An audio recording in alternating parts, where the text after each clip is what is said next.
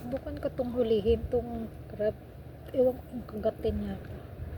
Naalala ko noon nang huli ako ng crab sa probinsya ba. Try ko lang ha kung kaya ko.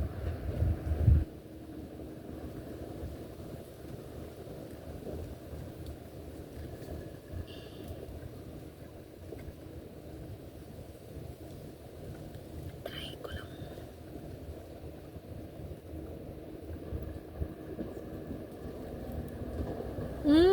Nahuli ko.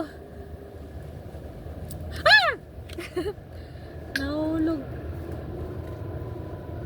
Nahuli ko. Nahuli.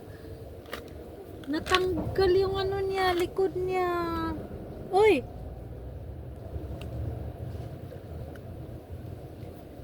Tiyo, nagalit na siya sa akin. Oh. Nagalit na siya sa akin. Oh.